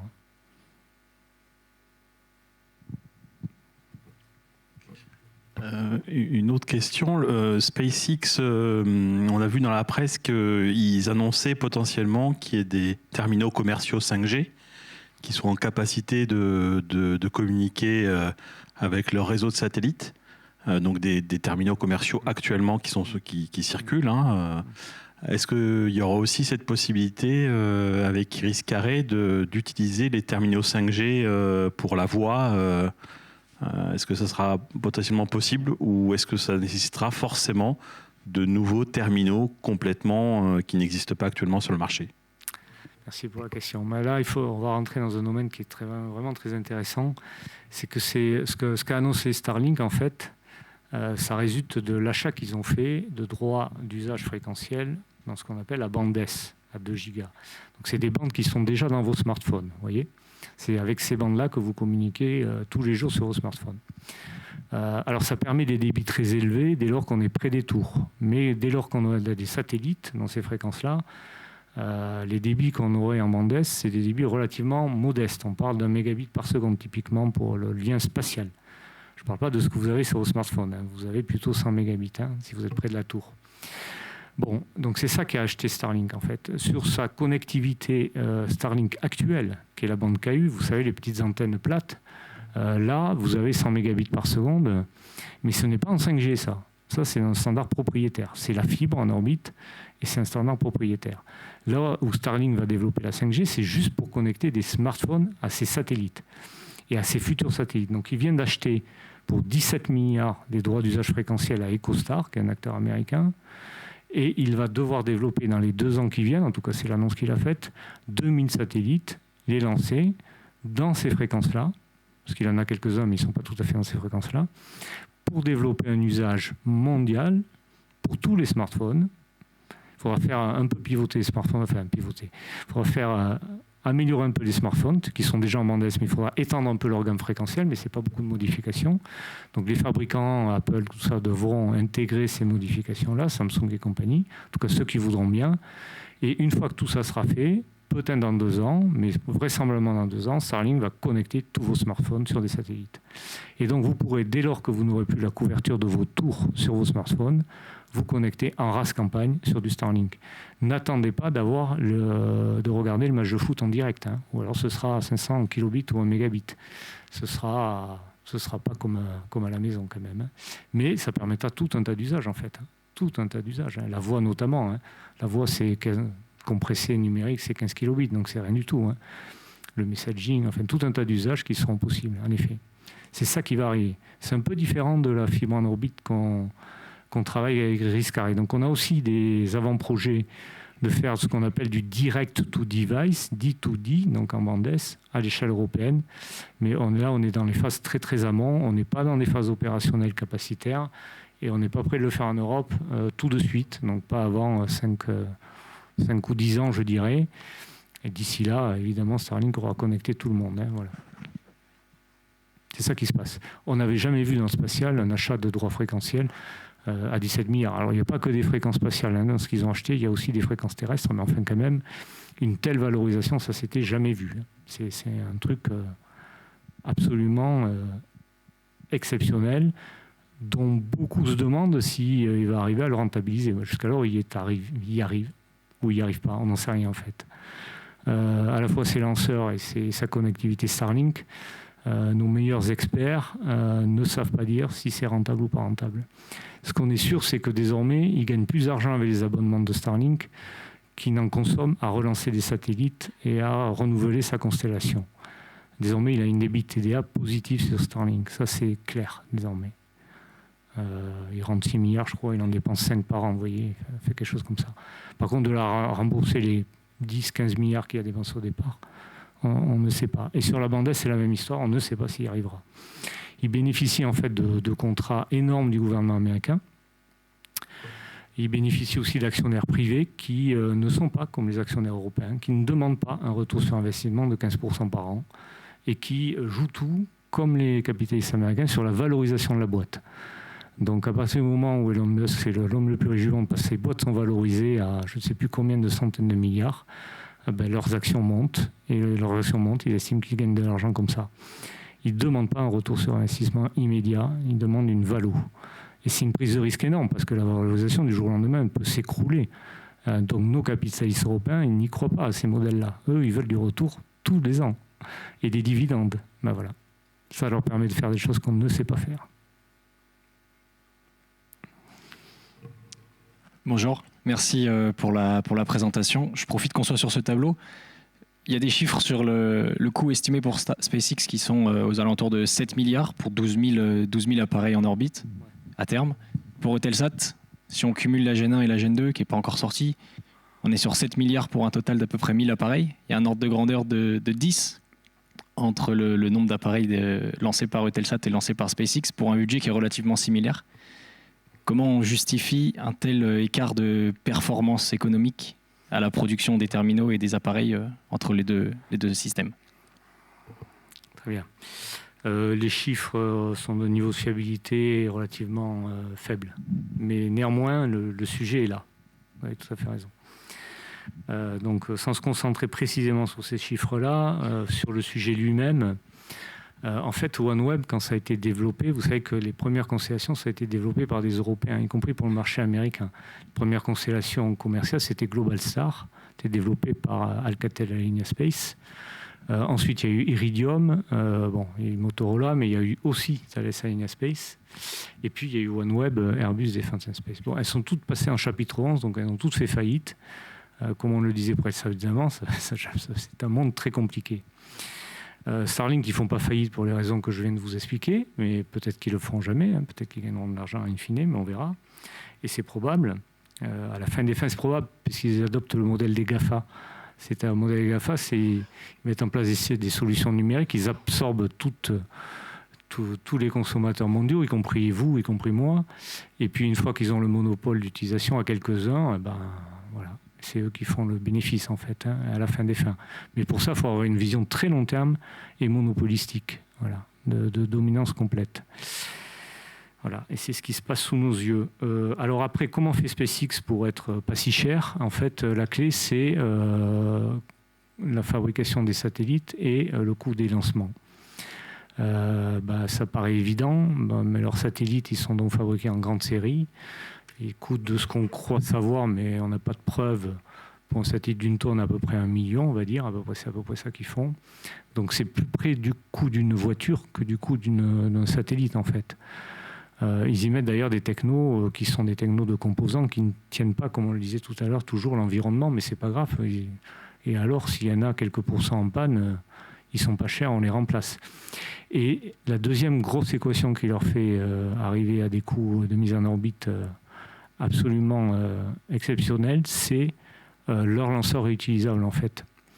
Comme il est réutilisable, en fait, ça coûte pas cher à relancer. Mais pour ça, il faut avoir un énorme volume de lancement. Et c'est ce qu'a Starlink. Hein. Ils en ont fait 120, je crois, l'année dernière. Ils visent 140. Enfin bon, ils visent plusieurs centaines. Quand on va passer à Starship, vous avez tous vu, Starship V10, ça a marché, quoi. Ce truc-là, c'est le lancement gratuit, en fait. Falcon 9, quand il est réutilisé, on pense que son coût de série... Enfin, le coût, qu'est-ce que ça coûte de lancer Falcon 9 réutilisable? On pense que c'est 20 ou 30 millions de dollars. Vous voyez, Ariane, vous savez combien ça coûte, à peu près? 5, 6 fois plus. Starship, à la fin, tout est réutilisable en fait. Donc dès lors que ça marchera, le lancement, c'est juste de la maintenance. C'est quand vous passez à la pompe avec votre voiture ou à la recharge des batteries, évidemment, vous ne repayez pas la voiture. Hein. Donc c'est ça leur principe. Donc à la fin des fins, ça ne va pas être cher du tout. Les satellites ne seront pas chers, c'est techno-automotive et les lancements presque gratuits. C'est ça leur modèle économique pour inonder le monde de leur connectivité pas chère. Est-ce que j'ai bien répondu? Non, c'est pas satisfaisant, mais n'hésitez pas à compléter.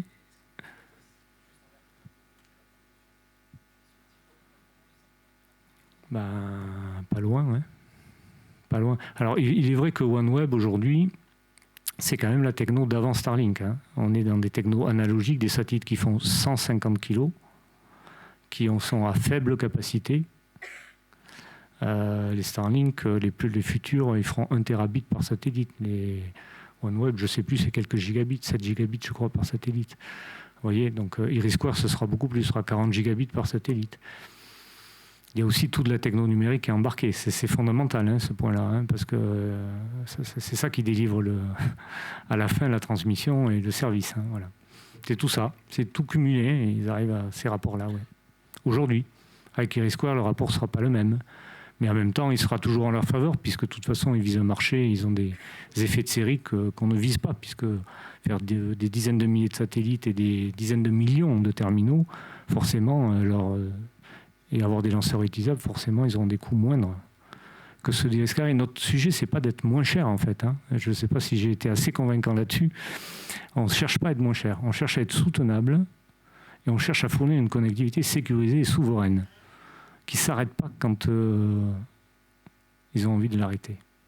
On a besoin de notre souveraineté, on est en capacité de le faire, donc c'est ça qu'on a comme projet pour des besoins où il y a besoin de sécurité. C'est vraiment fondamental d'avoir ça en tête.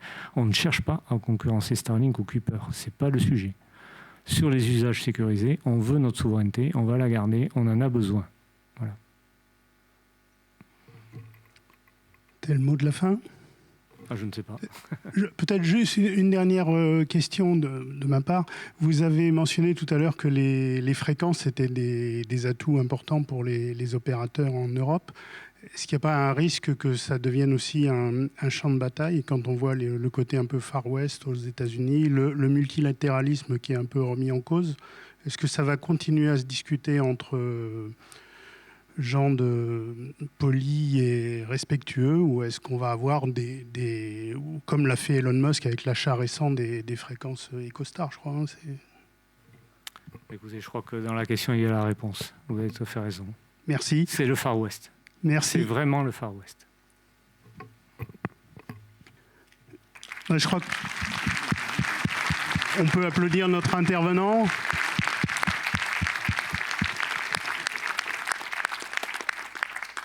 Bon, je pense qu'on peut remercier vraiment très chaleureusement Jean-Pierre, là, qui quand même s'est livré à un exercice là, de questions-réponses qui était quand même assez soutenu. Donc merci. Merci aussi à la régie, la Cité de l'Espace, hein, qui nous met toujours dans des conditions absolument de projection superbes. Donc on va clôturer la séance là. Donc je vous propose en partant là de jeter un œil là sur l'œuvre de Hervé Schindler, là, qui est un de nos collègues, des amis de la Cité là, et qui a l'art d'extraire un peu de l'exposé du conférencier des choses importantes. Donc il met sous forme graphique.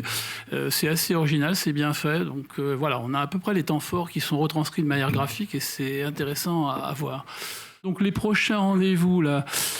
Ma prochaine conférence là, des Amis de la Cité, donc c'est celle du mois d'octobre. Donc ce sera une conférence là qui sera dédiée aux gyrocroiseurs. Donc en gros là-dedans, la mission HERA là, qui est une mission européenne là, de déviation d'astéroïdes, donc sujet de protection planétaire. Donc avec Patrick Michel là, qui est un astrophysicien là, qui travaille au CNRS, à l'OCA, l'Observatoire de la Côte d'Azur, et puis Naomi Murdoch, là, qui est aussi astrophysicienne à l'ISAE Supaéro.